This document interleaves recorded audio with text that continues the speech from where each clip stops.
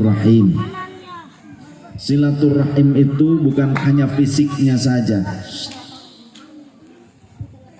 Silaturahim itu bukan hanya perjumpaan fisik, tapi hati masih ngegerundel.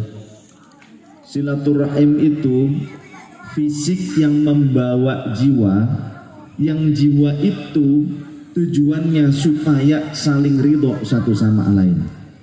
Sehingga di dalam suatu hadis Rasul mengkategorikan orang yang berkumpul karena Allah, rajulani tahabba fillah, orang yang saling menyayangi karena Allah, care satu sama lain, saling peduli, perhatian karena Allah, saling menyayangi karena Allah, bersahabat karena Allah, berteman karena Allah, ijtama'a alaihi, ngumpulnya karena Allah, wa tafarraqu alaihi, ketika berpisah juga tidak ada permusuhan, ketika berpisah tidak ada pertikaian, pertengkaran, tapi senantiasa dalam keridhaan Allah. Yang seperti ini masuk ke dalam kategori sab'atun yudhilluhumullahu fi dhillihi yauma la dhilla illa dhilluh.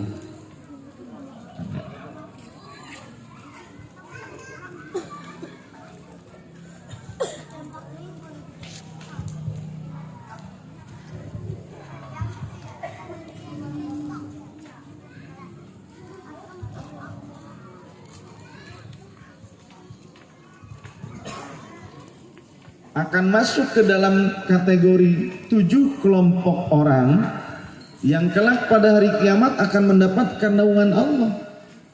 Yang pertama, imamun adilun, pejabat yang adil, yang soleh, yang amanah.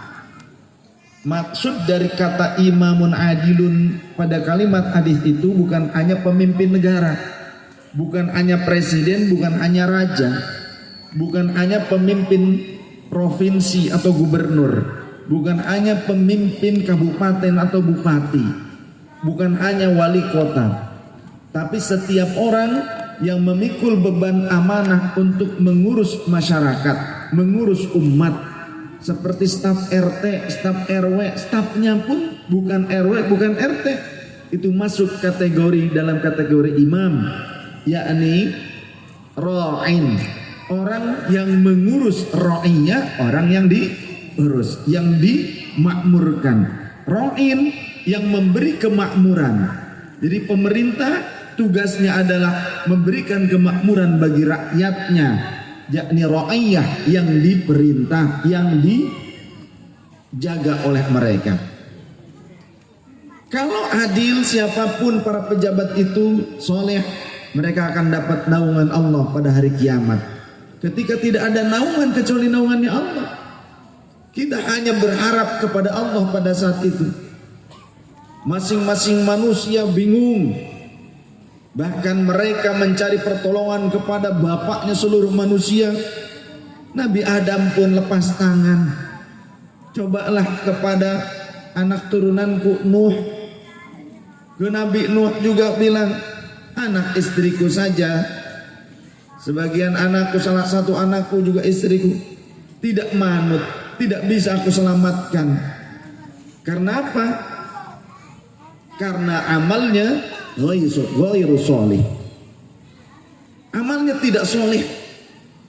Lalu kepada siapa? Coba ke Nabi Ibrahim, kekasihnya Allah. Ke Nabi Ibrahim seperti itu. Terus hanya satu yang diharapkan untuk bisa memberikan pertolongan, yang Allah berikan hak prerogatif untuk menolong umat, yakni Sayyidul Wujud, Sayyiduna Muhammad sallallahu alaihi wasallam. Tapi semua itu hakikatnya adalah naungan Allah. Kemudian wasyabun nasya fi ibadatillah, anak-anak muda yang mengisi masa mudanya untuk beribadah. Sholat jamaah, tidak cukup hanya sholat jamaah. Sedekah tidak cukup hanya sedekah, tapi perlu ilmu, Karena banyak di dalam bab sholat syarat-syarat sah dan pembatalannya. Bahkan dalam bab yang umum seperti sodakoh juga ada pembatalannya. Di mana Allah berfirman, la tubtilu sodakotikum bil manni wal adha. Jangan kalian hilangkan atau batalkan pahala sodakoh kalian dengan mengungkit ataupun menyakiti orang yang menerimanya. Oh, di masjid kalau bukan karena saya, kalau bukan karena dana aspirasi dari saya, masjid gak mungkin berdiri mentereng seperti ini. Hilang pahalamu. Sudah duitnya bukan duit kamu, duit rakyat juga. Itu kan? Jadi sebagai wakil rakyat yang menyampaikan uang aspirasi karena itu duit rakyat juga, tentunya dituntut bagaimana dia amanah kepada hambanya Allah sebagai pejabat, sebagai wakilnya rakyat, juga dia bisa amanah kepada Allah Subhanahu wa ta'ala. Maka pentingnya ngaji. Kita sodakohnya mau diterima, mau bagus, harus punya ilmunya. Sholat kita mau diterima, nilainya bagus, harus dengan ilmunya. Segala macam ibadah harus dengan ilmunya. Sehingga di dalam kitab Zubat, wa kullu man bighairi ilmin ya'malu a'maluhu mardudatun la tuqbalu. Orang yang beramal tanpa ilmu bisa jadi kansnya besar amalnya tidak diterima, atau dia menabrak beberapa norma-norma yang seharusnya dia tetap jaga. Sehingga pentingnya ilmu. Jangan sampai kita beramal ternyata amalnya itu terhapuskan, amalnya batal. Ya contoh tadi sodakoh. Bab sodakoh itu kan gampang seolah-olah, ya kan? Asal memberi saja, sudah ada yang menerimanya, ada yang diberikannya. Bukan hanya harta, kita bisa bersodakoh dengan pikiran kita. Ada orang lain yang mungkin pertolongannya itu memerlukan bagaimana mereka mendapatkan solusi dalam menghadapi permasalahannya. Kita mungkin bisa salurkan pemikiran kita. Ada juga yang mereka butuh pertolongan dengan bentuknya tenaga kita. Kita bisa bersodakoh dengan tenaga kita. Ada caranya juga dengan nasihat. Ada orang tua punya anak bandel luar biasa, sulit dinasihati oleh orang tuanya, tapi bisa menerima nasihat kita. Kita menasihatinya itu juga sedekah. Bahkan zikirnya kita, tasbih, tahmid, takbir, tahlil yang kita hadiahkan kepada orang meninggal saja contohnya, itu juga jadi sedekah. Karena kata Rasul, inna likulli takbiratin sedekah, inna likulli tasbihatin sedekah. Sesungguhnya bagi setiap ucapan tasbih itu akan bernilai sedekah. Wa likulli tahmidatin sedekah. Setiap kali kita mengucapkan alhamdulillah itu akan bernilai sedekah. Wa likulli takbiratin sedekah. Setiap kali kita mengucapkan Allahu Akbar, bukan Allahu Akbar demo, ngaku atas nama agama tapi ternyata atas nama nasi bungkus. Iya, apalagi kata siapa? Jek aing. Tapi takbir yang tulus seperti takbiran atau zikir takbir ba'da sholat, tulus karena Allah, atau pada saat tahlilan, kalimat takbir yang diucapkan akan menjadi nilai sedekah. Walikulli tahlilatin sedekatan. Dan setiap kalimat la ilaha illallah itu juga akan dinilai sedekah. Dan sedekah itu juga ketika dihadiahkan kepada orang yang telah wafat itu akan bermanfaat sampai kepada orang yang telah meninggal. Sedekah itu termasuk sedekah kalimat thayyibah. Sedekah harta saja manfaatnya sampai kepada si mayat. Ja'a rajulun ilan nabi sallallahu alaihi wa alihi wasallam. Datang seorang laki-laki sahabat kepada baginda Rasul, kemudian berkata, ya Rasulullah, inna ummi qad uftulitat nafsuha. Sesungguhnya ibuku telah wafat. Apa yang fauha in tasaddaqtu anha. Apakah bermanfaat jika aku bersedekah atas nama almarhumah ibuku? Faqala Nabi na'am. Kata Rasul, ya bermanfaat. Lelaki itu melanjutkan, fa inna li makhrafan, aku punya sebidang kebun ya Rasul. Fa ushiduka anni qad tasaddaqtu anha, maka aku mohon saksikan saat ini pula ya Rasul, aku sedekahkan sebidang kebunku itu atas nama almarhumah ibuku. Ibunya sudah wafat, anaknya masih hidup. Anaknya punya harta pribadi, bukan warisan, berupa tanah, kebun, disodakohkan, yang pahalanya dihibahkan, dihadiahkan untuk al-maghfur laha, untuk ibunya yang telah wafat, maka kata Rasul bermanfaat. Begitu pula ketika kita sodakoh untuk masjid ini, kita niatkan untuk diri kita, untuk kedua orang tua kita, mertua kita, mursyid kita, guru-guru kita, leluhur kita, pasangan hidup kita, istri, suami, anak-anak, zuriyah, bahkan yang belum lahir, kita sodakohin. Manfaatnya sampai entah yang masih hidup ataupun yang sudah wafat, bahkan belum lahir akan mendapatkan manfaatnya. Ini hanya bisa dipahami ketika ngaji. Nah, ngaji. Tapi ngaji juga jangan asal orang. Jangan asal, ya. Karena ada riwayat dari sahabat Jabir bin Abdullah bahwasannya riwayat dari beliau berbunyi, la tajlisu bikulli alimin illa ila alimin, jangan kalian duduk bersama orang-orang yang alim, orang-orang yang banyak ilmu, kecuali belajar kepada orang alim yad'unakum, yang mereka mengajak kepada kalian min khamsin ila khamsin, dari 5 perkara menuju 5 perkara lain. Dari apa? Minasyakki ilal yaqini. Duduk dengan orang banyak ilmu, lihat dulu orang itu mengajak kita dari keraguan-raguan berakidah apa tidak. Cari orang alim yang membuat kita yakin, yang asalnya kita ragu-ragu beramal, kita ragu-ragu dengan sebuah keyakinan yang menyimpang, yang aneh, tapi kemudian dijelaskan bahwa hal itu yang menyimpang jangan diikuti. Yang gampang membid'ah-bid'ahkan jangan diikuti. Yang ngakunya jargonnya kembali pada Al-Quran dan Sunnah, tapi nyatanya ingkarus sunnah. Seperti tadi, menghadiahkan pahala sodakoh kepada orang yang telah meninggal dianggap bid'ah dan tidak sampai. Itu adalah perkara yang membuat keimanan kita syak, keyakinan kita, akidah kita syak.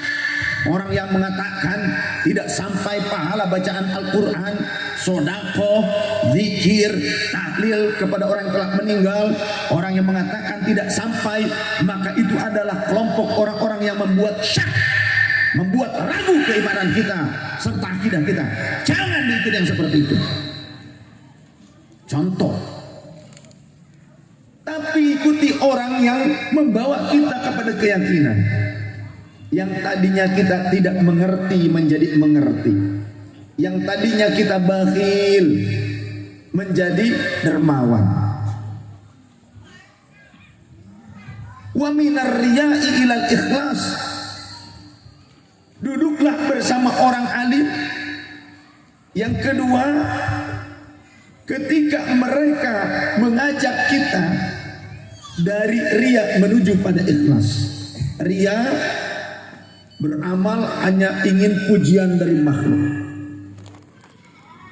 Tapi ikhlas, ngerti ikhlas? Ikhlas itu seperti seperti Biasanya kalau kita suka dilihat-lihat lagi nggak? Sayang nggak? Iya, gampang, analogi yang gampang gitu kan. Kalau saya menggunakan bahasa metodologi ala mahasiswa, repot nantinya. Ya.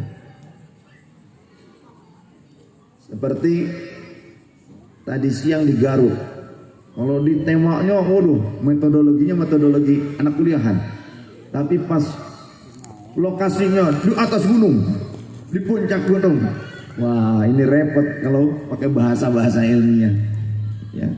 Dan kebanyakan santri itu nanti nggak ngerti, orang mudeng, bingung. Itu sudah bahasa yang umum saja. Jadi berbicara sesuai dengan kapasitas lawan bicara. Nah, ini sekarang di sini gampang. Ibu tahu ikhlas? Ikhlas itu seperti Kalau kita dilihat-lihat lagi nggak? Spaghetti barusan, pizza, sayang banget, 112.000. Nyiramnya juga sayang. Ada nggak gitu? Nyiram feses, nyiram waduk, nyiram Ada nggak yang sayang? Pizza 112.000, mau neken kenop kloset, ragu-ragu. Tar dulu. Pizza American favorit. Aduh, ada nggak yang gitu? Enggak kan? Jangankan gitu, gini saya deh mau tanya dulu. Kalau di kloset itu ada tombol 2, besar dan kecil, betul ya? Orang sini sudah ngerti apa belum? Itu aja dulu, nggak usah yang aneh-aneh lah, bahasa-bahasa ilmiah. Tombol kloset ada 2, bentuknya ada gede separoh, kecil separoh. Sudah tahu fungsinya apa belum? Sudah. Tombol gede buat apa? Nyiram Tombol kecil buat apa? Nyiram air kencing. Nah, kalau tombolnya dipencet dua-duanya jadi apa?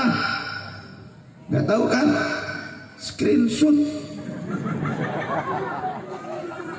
Ngerti kan sekarang? Alhamdulillah. Makanya pentingnya ngaji, belajar goblok sama saya. Ya. Sallallahu alaihi Nabi Muhammad. Penting ngaji. Bergurulah kepada orang yang pertama memiliki 5 sifat atau 5 visi, membawa kita dari syak, dari keraguan-raguan menuju keyakinan. Berarti harus orang alim betul yang faqih. Jangan sampai punya ilmu tapi tidak faqih. Faqih itu paham tentang ilmu, luas pemahamannya, mendalam. Visi yang keduanya membawa kita dari kebiasaan riya. Kan biasanya gini nih, contoh ibadah riya. Apalagi zaman gadget ini kan? Gadget. Zaman gadget ini sudah jarang sekali orang yang mendaftar jadi wali. Di zaman medsos, zaman gadget, sudah jarang orang yang daftar jadi wali. Karena kebanyakan orang sibuk mencari perhatian makhluk, mencari penilaian dan cintanya manusia, bukan untuk Allah.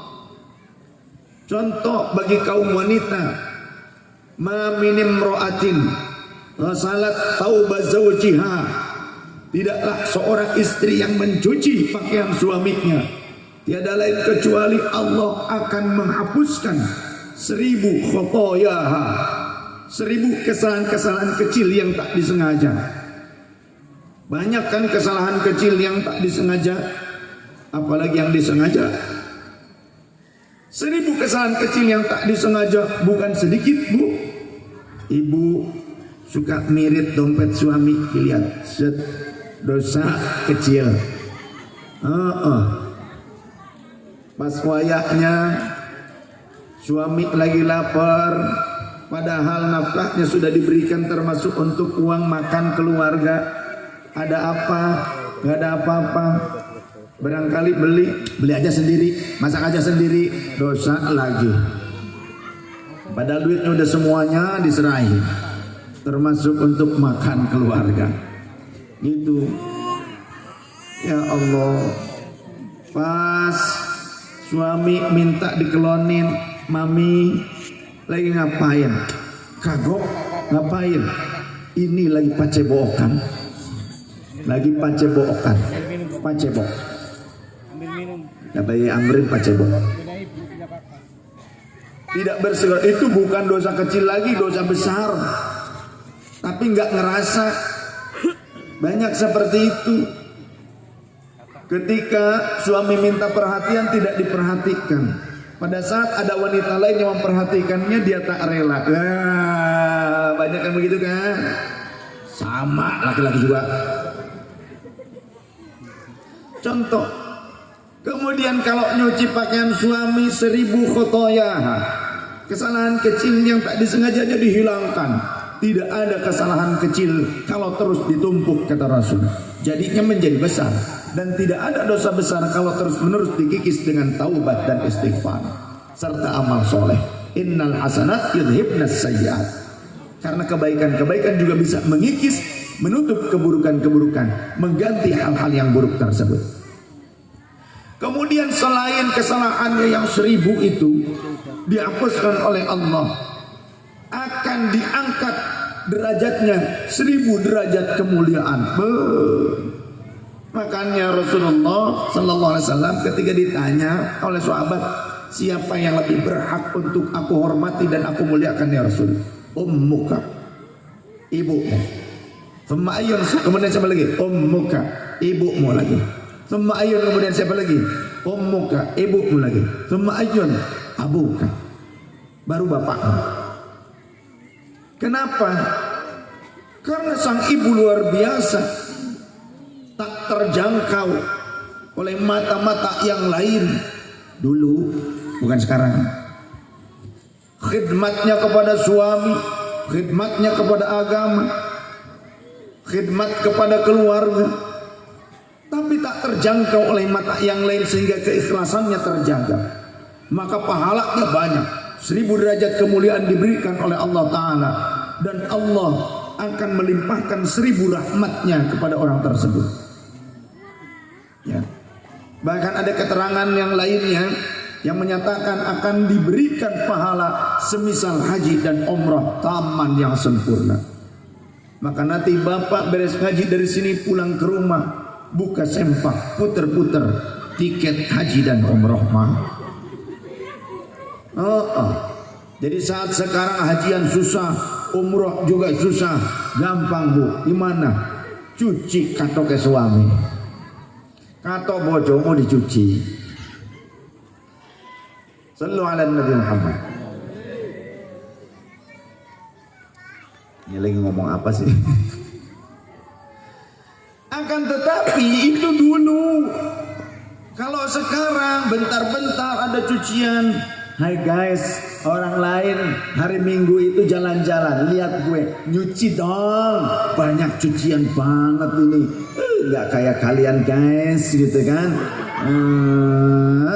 Kita dulu guys tunggang guys menggoes-goes sepeda dan beca, sekarang goes-goesan kepada ponsel.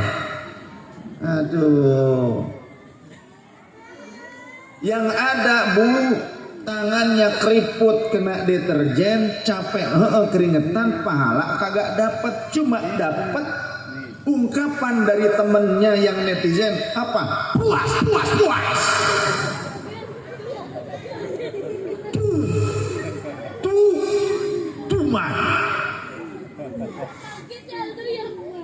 Emang ada yang bakalan simpatik? Belum tentu. Orang-orang yang melihat keluh kesah kita mereka akan simpatik, belum tentu. Yang ada bisa jadi moyokin, bener gak? Nah, tukang moyokin berarti.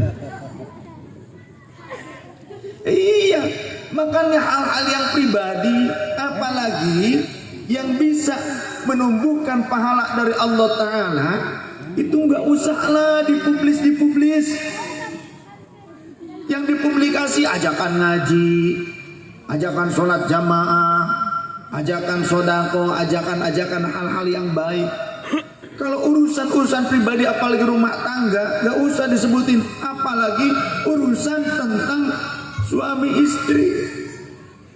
Rasulullah menyatakan akan melaknat Allah Ta'ala kepada suami istri yang ternyata mereka malah membuka aib mereka. Contoh, ia menceritakan tentang hubungan suami istrinya, menceritakan tentang jimaknya di malam hari dia berjima, kemudian besoknya dia ceritakan, suami gue emang dingin, ya, atau istri gue emang kayak es, kayak gedebong pisang.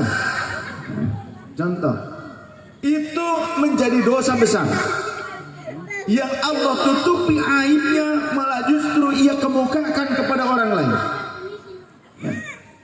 Termasuk hal yang buruk apa? Kemesraan suami istri diupload terus di media sosial.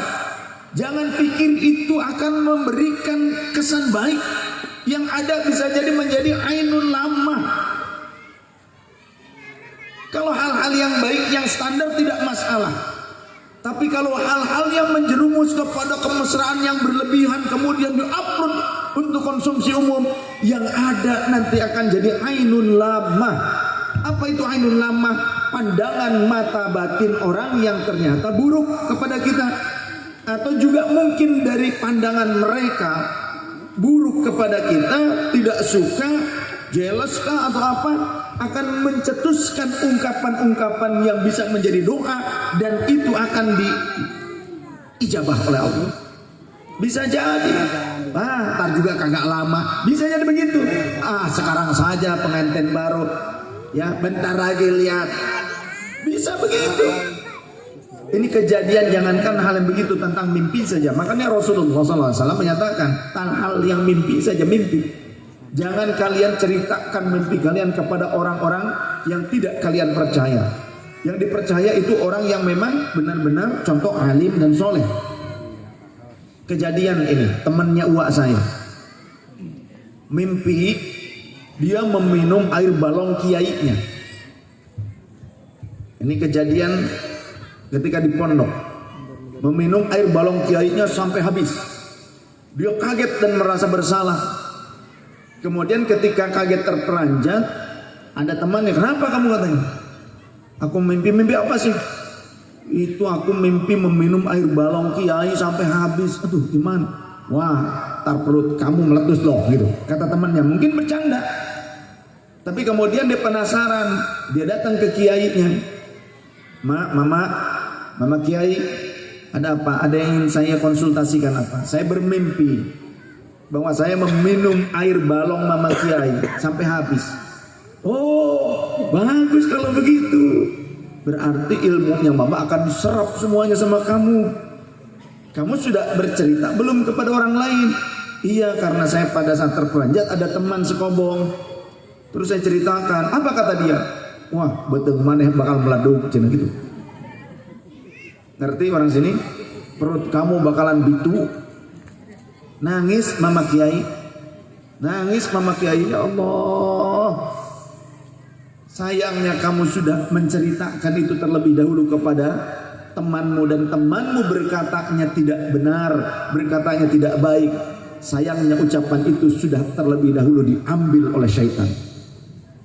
Ternyata pas mau pulang, waktu itu zamannya wak saya ya masih susah kendaraan, yang ada kendaraan bawa mobil, kendaraan truk yang bawa kapur, batu kapur tuh untuk diolah. Truknya yang truk masih monyong tuh ya, truk Mercedes-Benz tuh yang monyong tuh, yang merah. Truknya masih itu. Belum ada elep di sana waktu itu.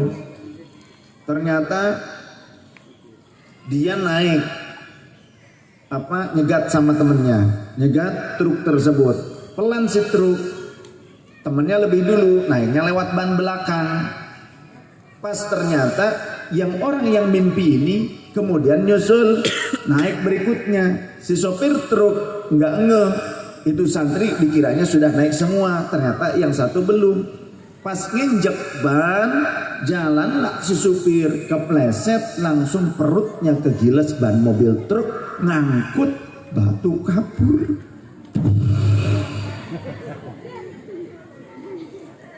Meletus kejadian. Maka di dalam kitab hadits begitu, kalau kita mimpi itu jangan asal cerita. Tanyanya kepada orang yang ahli, yang bisa dipercaya, yang fiqh. Orang yang alim dan soleh tidak akan sembarangan berkomentar, tidak seperti netizen. Ya, ini mau cerita di mana, di medsos, wah yang ngomong segala macam, akhirnya kejadian, walaupun mungkin tidak dicatatkan di kolom komentar, tapi bisa jadi saat orang melihatnya ternyata dia berbicara dengan bahasa-bahasa yang buruk, itu menjadi doa. Karena kadangkala Allah menguji kita dengan ucapan kita, maka ucapan itu ada kalanya jadi doa. Jangan sembarangan berucap. Maka supaya kita tidak sembarangan berucap, maka harus ngaji kitab akhlak.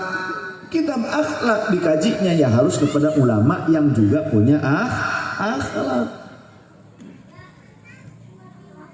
Sehingga Imam Ibnu Athaillah As-Sukandari berkata, la tashab man la yunhiduka haluka. Jangan kau bergaul, berguru kepada orang yang tidak bisa membangkitkan spiritualmu. Wala yadulluka 'ala Allahi maqaluhu. Dan orang yang tidak bisa menunjukkan engkau kepada jalan-jalan keridhaan Allah atas ucapannya, yang ucapannya tidak bisa menunjukkan engkau kepada jalan-jalan keridhaan Allah menuju ma'rifatillah. Imam Ibnu Athaillah As-Sukandari berkata gitu, la tashab man la yunhiduka haluka wa la yadulluka 'ala Allahi maqaluhu. Jangan kau bergaul apalagi berguru dengan orang yang tidak bisa membangkitkan spiritualitas.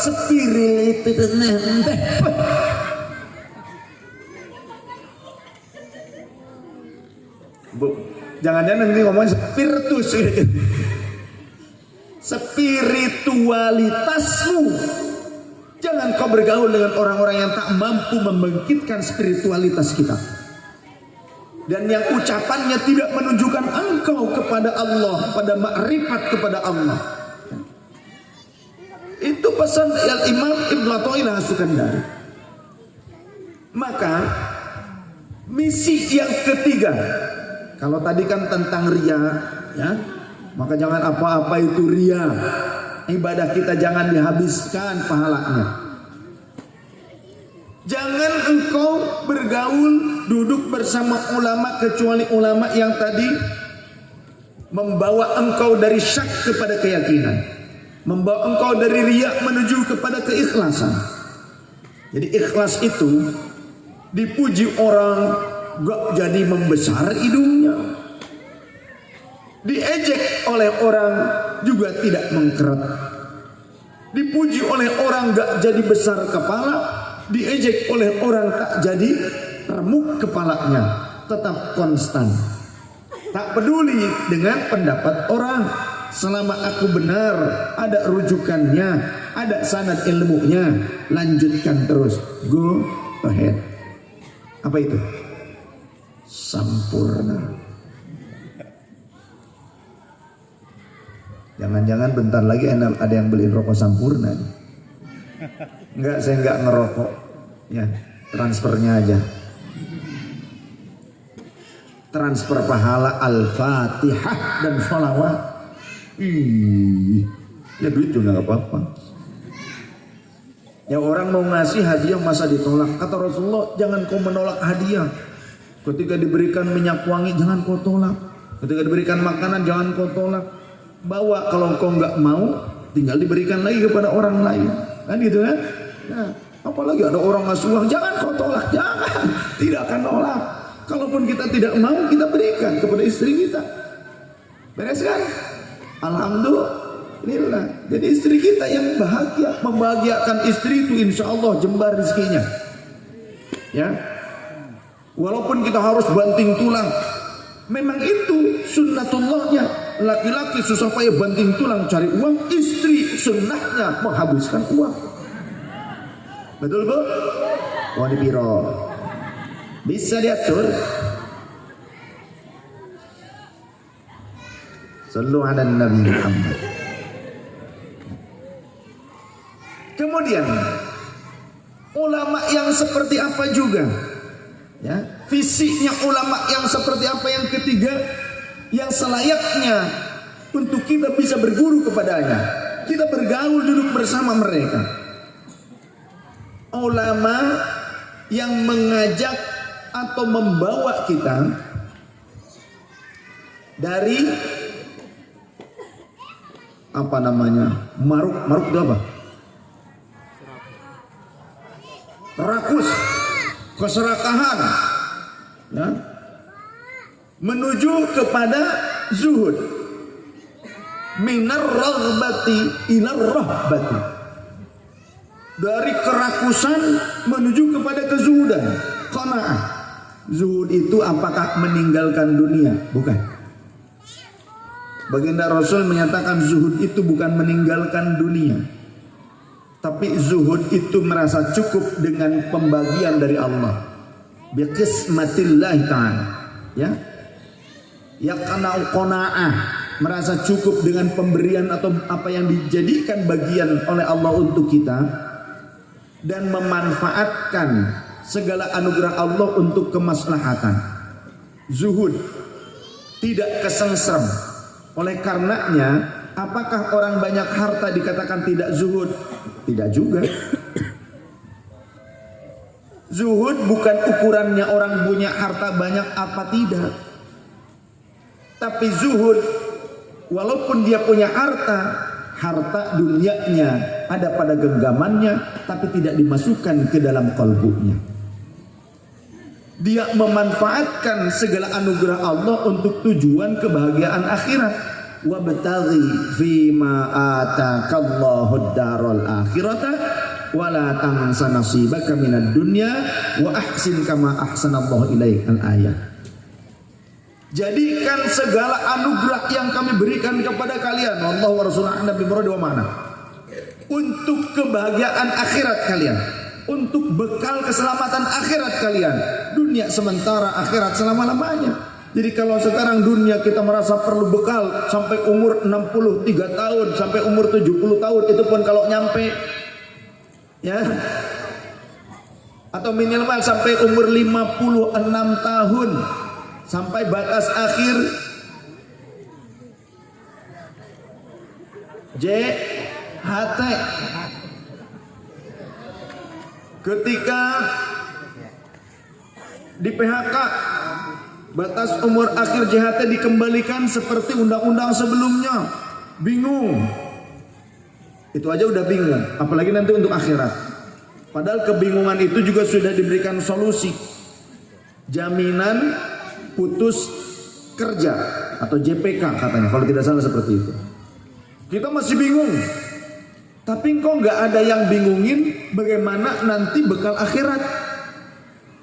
Sekarang orang bingungin sampai umur 56 tahun, itu sampai demo luar biasa. Hujan-hujan masih demo juga. Tapi yang untuk urusan akhirat gak ada tuh. Yang demo ke Gusti Allah, ke masjid sujud, sholat, terus wirid, terus gak ada. Jarang. Ada, tapi jarang. Artinya yang mengharap itu pemberian yang terbaik untuk masa yang sangat panjang jarang. Tapi masa yang pendek begitu banyak orang yang memperjuangkannya. Untuk masa yang selama-lamanya jarang yang memperjuangkannya. Allah tidak minta kita meninggalkan pekerjaan, tidak. Allah tidak minta kita meninggalkan urusan dunia kita, tidak. Bahkan Allah mengatakan wala tansa nasibaka minad dunya, jangan lupakan bagian kalian dengan dunia atau di dunia ini. Kalian punya keluarga, cari nafkah, kerja, itu juga jihad. Sehingga Rasulullah pernah berkata, ada dosa yang tidak bisa dihapuskan oleh sholat, saum, zakat, tapi bisa terhapuskan oleh cucuran keringat yang di saat dia mencari nafkah yang halal untuk keluarganya. Ada pertanyaan, gimana dong kalau kerjanya nggak sampai bercucuran keringat? Itu teksnya. Kita harus memahami secara kontekstual, bukan karena cucuran keringat, tapi masyaqah, menanggung susah payahnya proses mencari harta yang halalan thayyiban untuk nafkah keluarga. Walaupun kerjanya di office, ada AC-nya, sampai-sampai terkantuk-kantuk. Begitu ya? Benar ya? Yang kerja di office biasa di AC sering kantuk, benar ya? Harus diganti rolling dengan karyawan lapangan. Coba. Harus nyobain. Intinya yang halalan thayyiban, mencari nafkah untuk keluarga yang halalan thayyiban. Kita juga punya tanggung jawab dengan masjid. Ya. Secara fisik bangunan ini produk duniawi, tapi nanti nilainya ukhrawi. Kita harus punya tanggung jawab dengan masjid ini. Karena urusan dunia kita punya kewajiban sebagai makhluk hidup manusia yang masih hidup di dunia. Kewajiban sholat Jumu'ah, contoh. Fardu kifayahnya sholat fardu berjamaah. Harus ada fasilitas duniawinya. Karena duniawi kita adalah fisik. Fisiknya menjalankan ritualnya, tempat ritualnya juga harus diperhatikan. Maka urusan dunia yang bernilai ukhrawi harus diperhatikan. Masa kita cuma baca-baca, emang wali lu? Wali murid yang tidak berhasil karena masa pandemi, pembelajaran online, ya kan? Ternyata anak 2 tahun online mah bodoh terus.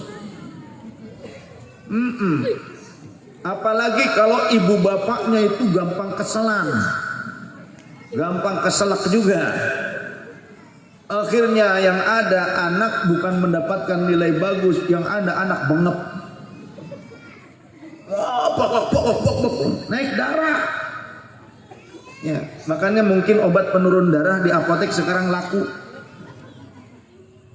Ya, karena ibu-ibu pusing terus, suami nggak dapat overtime, tambah lagi anak susah diatur, susah diberikan pelajaran. Ya karena ibunya juga selama ini belajar TikTok mulu. Jadi yang paling mudah akhirnya ngajarin TikTok supaya anaknya nggak rewel, kasih TikTok sama anak, gitu. Nggak bisa ngajarin ilmu. Makanya belajar urusan dunia, ilmu dunia. Man arada dunia fa'alaihi bil ilmi. Siapa yang ingin sukses urusan dunianya, dia harus punya ilmunya. Wa man aradal akhirata, yang ingin sukses untuk jangka panjang yakni akhirat, fa'alaihi bil ilmi, maka harus dengan ilmunya. Dunia saja ingin sukses, ada kuliah ya sampai kuliah, atau sekolah kejuruan sampai kuliah. Training juga masih kurang, sudah kerja, ada mesin yang baru, sistem yang baru, kemudian diajarkan di negara asing, di Jepang, sampai ke Indonesia, tanggung jawabnya semakin besar, semakin banyak pekerjaan, semakin banyak durasi waktu untuk mengerjakan pekerjaan perusahaan Jepang, maka disebutlah Jomas Nippon. Tapi membanggakan. Seolah membanggakan dibandingkan jadi jomosnya Gusti Allah. Banyak orang sekarang jadi jomos Nippon, pejabat di perusahaan Jepang ataupun di perusahaan pemerintahan, BUMN, ternyata mengkerdilkan marbot masjid. Ustadz yang ngajar alif-alifan tuturutan Iqra, metode Nahdiyah dan semacamnya dikerdilkan. Saya bisa gaji kamu. Kamu sekarang bisa menggaji dia, temponya kamu modal, kamu pengen doa dari dia dan disolatkan. Ayo. Kamu juga ingin dikuburkan oleh orang yang ngerti syariat, betul tidak? Jangan sombong ketika kau punya uang saat ini, saat kau mati kau butuh orang yang punya ilmu untuk menguburkanmu sesuai dengan syariat.